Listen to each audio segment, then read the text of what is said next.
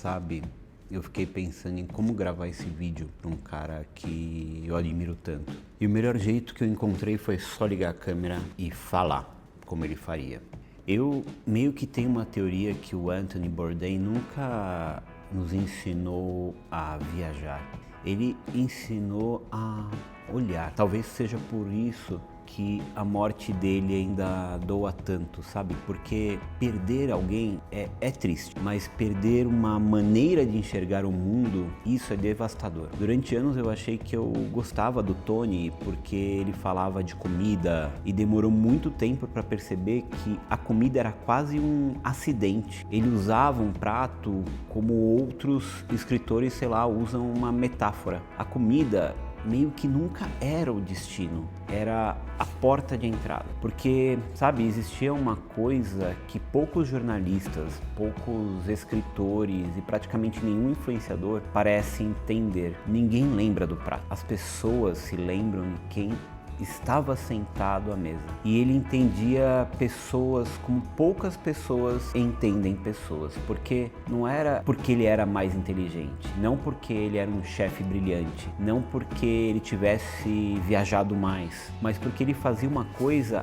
absurdamente simples. Ele escutava, de verdade, sem meio que pensar na próxima pergunta, sem pensar no próximo corte, sem pensar no próximo reel, sem pensar no thumbnail. Ele simplesmente escutava. Talvez isso explique por que assistir Anthony Bourdain hoje seja uma experiência tão estranha. Você percebe que ele pertencia a um mundo que não existe mais. Um mundo onde uma conversa podia durar 2 horas sem ninguém pegar no celular. Onde meio que uma refeição não precisava ser fotografada para existir. Onde viajar ainda significava correr o risco de voltar diferente. Ele não atravessava oceanos para confirmar opiniões, sabe? Eu sinto que ele atravessava os oceanos para perdê-las, para perder as opiniões. E eu tava pensando, né? A gente passa a vida inteira tentando proteger as nossas certezas. E ele passou a vida inteira tentando destruir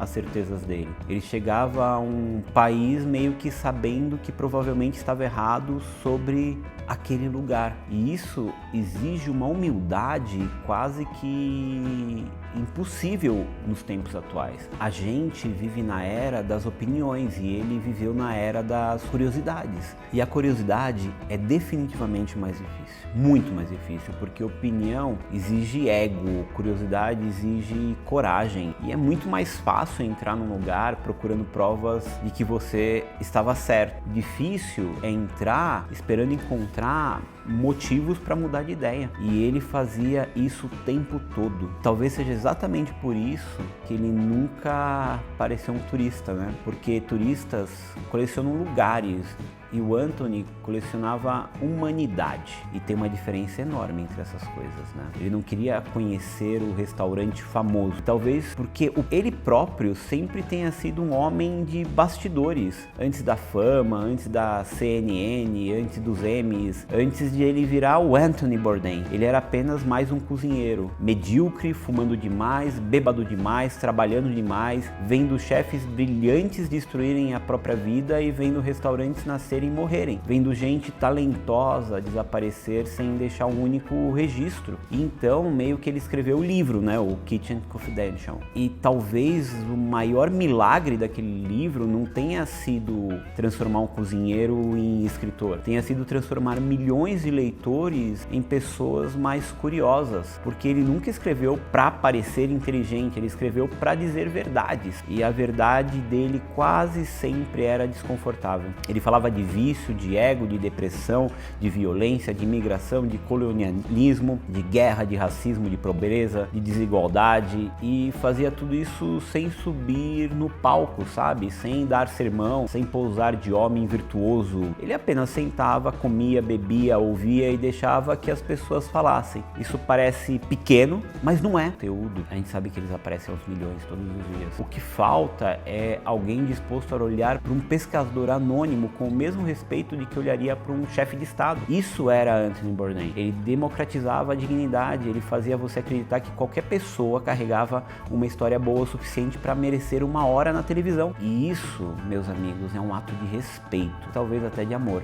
Ele não era perfeito, mas eu nunca esqueço uma frase dele. Ele falava: o seu corpo não é um templo, é um parque de diversão, então aproveite a jornada. Todo mundo compartilha essa frase porque ela é divertida, mas pouca gente percebe o que existia por trás dela.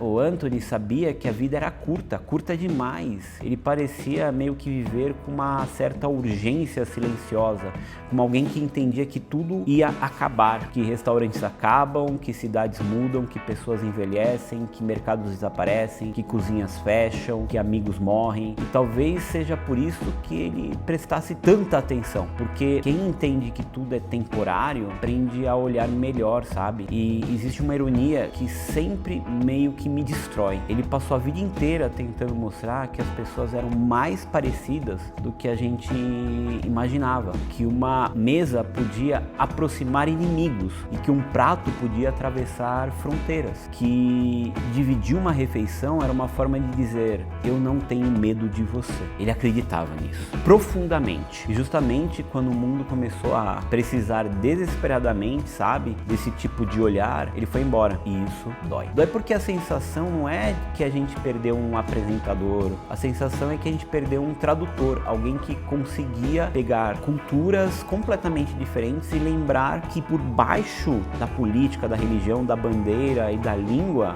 existiam apenas pessoas tentando fazer exatamente as mesmas coisas: alimentar alguém que amava, cuidar de alguém, ser feliz. Tony, ele nunca foi um chefe, ele nunca foi um apresentador, ele nunca foi um influenciador. Ele foi uma das últimas testemunhas de que o mundo onde curiosidade ainda vale mais do que julgamento. Talvez é por isso que tanta gente continue voltando aos livros dele ou aos vídeos dele, não para descobrir onde comer, mas para lembrar de quem gostariam de voltar a ser. Porque no fundo todos nós conhecemos duas versões de nós mesmos: aquela que entra no lugar achando que já sabe tudo e aquela que entra no lugar pronta para ouvir. E o Anthony passou a vida inteira tentando alimentar essa segunda. Na verdade, talvez seja exatamente esse o prato mais importante que ele serviu ao mundo. Chefe, você faz falta. Algumas pessoas deixam receitas, você deixou fome. Fome de conhecer melhor o mundo e fome, principalmente, de merecê-lo.